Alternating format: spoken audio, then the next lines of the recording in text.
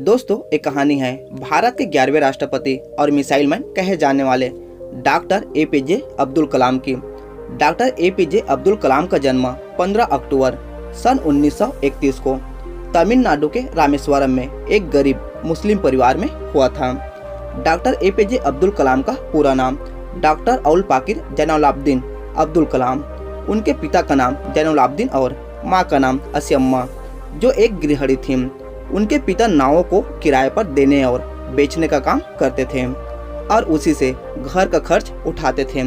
उनके पिता अनपढ़ थे, पर उनके विचार आम सोच से कहीं ऊपर थे।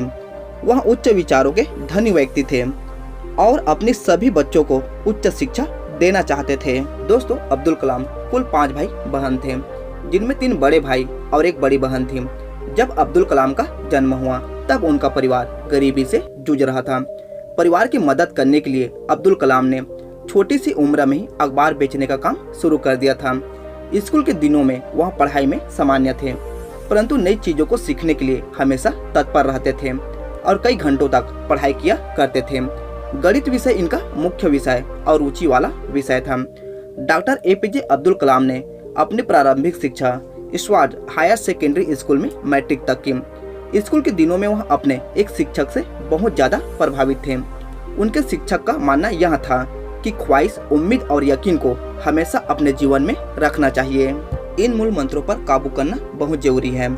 इन 3 मूल मंत्रों के कारण आप अपनी मंजिल को बिना किसी परेशानी के पा सकते हैं। इन मूल मंत्रों को अब्दुल कलाम ने अपने आखिरी समय तक अपने जीवन में कायम रखा। अपनी प्रारंभिक शिक्षा पूरी करने के बाद अब्दुल कलाम ने सेंट जोसेफ कॉलेज तिरुचिरापल्ली से बीएससी स्नातक तक की डिग्री प्राप्त की। इसके बाद 1954 से 1957 में Madras institute of technology MIT से एरोनॉटिकल इंजीनियरिंग में डिप्लोमा किया। बचपन में उनका सपना फाइटर पायलट बनने का था, लेकिन उनका यह सपना पूरा नहीं हो सका क्योंकि यह केवल 8 पद उपलब्ध थे। IAF की परीक्षा में उन्होंने 9वां स्थान हासिल किया था।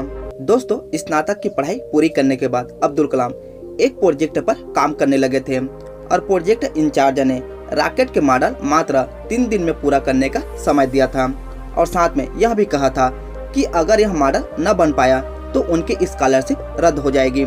फिर क्या था, अब्दुल कलाम ने न रात देखी और न ही दिन, न भूख देखा और न प्यास, और अपनी मेहनत से मात्र 24 घंटे में अपने लक्ष्य को पूरा किया और रॉकेट का मॉडल तैयार कर दिया।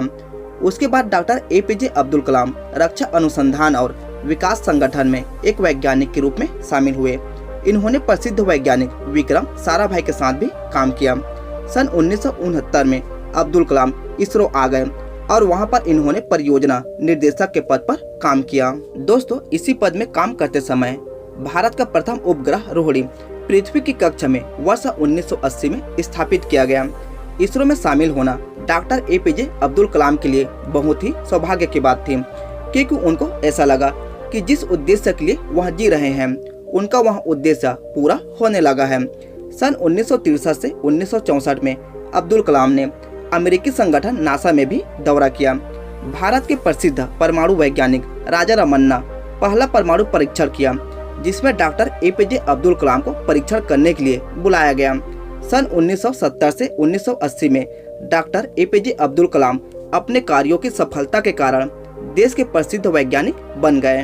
दोस्तों, अपने कार्यों की सफलता और अपनी उपलब्धियों के कारण राष्ट्रीय जनतांत्रिक गठबंधन NDA की सरकार ने डॉक्टर एपीजे अब्दुल कलाम को सन 2002 में राष्ट्रपति पद का उम्मीदवार बनाया और उन्हें राष्ट्रपति चुन लिया गया।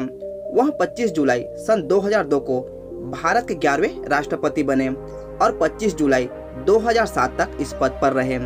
राष्ट्रपति के दायित्व से मुक्त होने के बाद डॉक्टर एपीजे अब्दुल कलाम कई शैक्षणिक संस्थानों में मानद फेलो व एक विजिटर प्रोफेसर बन गए थे। डॉक्टर एपीजे अब्दुल कलाम हमेशा से ही देश के युवाओं के लिए प्रेरणा स्रोत रहे हैं और उनके भविष्य को बेहतर बनाने के लिए कई तरह के प्रयास करते रहे हैं। दोस्तों, देश के युवाओं ने उनकी लोकप्रियता को देखकर डॉक्टर एपीजे अब्दुल कलाम को 2 बार MTV youth icon of the year award से नवाजा था। डॉक्टर एपीजे अब्दुल कलाम को कई पुरस्कार से सम्मानित किया गया। सन 1981 और 1990 में भारत सरकार ने डॉक्टर एपीजे अब्दुल कलाम को पद्म भूषण से सम्मानित किया गया था। 1997 में भारत सरकार ने डॉक्टर एपीजे अब्दुल कलाम को भारत रत्न से सम्मानित किया था।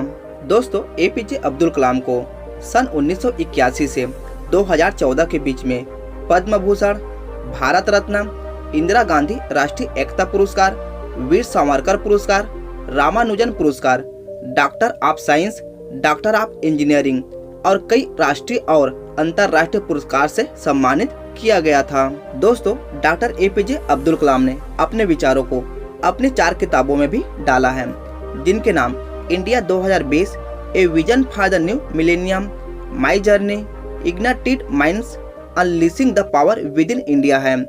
इन पुस्तकों को विदेशी भाषाओं और भारत के कई अन्य भाषाओं में अनुवाद किया जा चुका है और सन 2011 में आई एक फिल्म जिसका नाम आई एम कलाम है, जिसमें एक गरीब लड़का जिसके मन में कलाम के सकारात्मक विचारों को चित्रित किया गया, उनके सम्मान में वह लड़का अपना नाम कलाम रख लेता है। उसको बहुत ही खूबसूरती से दिखाया गया है। दोस्तों, 27 जुलाई सन 2015 को डॉक्टर एपीजे अब्दुल कलाम 84 साल की उम्र में भारतीय प्रबंधन संस्थान IIM शिलांग में रहने योग्य ग्रह पर अपना विचार व्यक्त कर रहे थे। तभी उन्हें कार्डियक अटैक हुआ और वो वही बेहोश होकर गिर गए।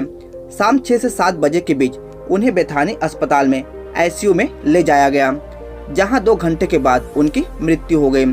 30 जुलाई 2015 को उनके पैतृक गांव रामेश्वरम के पास उनका अंतिम संस्कार किया गया। उनके अंतिम अनुष्ठान के समय कम से कम 3,50,000 लोग शामिल हुए थे, जिनमें भारत के प्रधानमंत्री भी शामिल थे।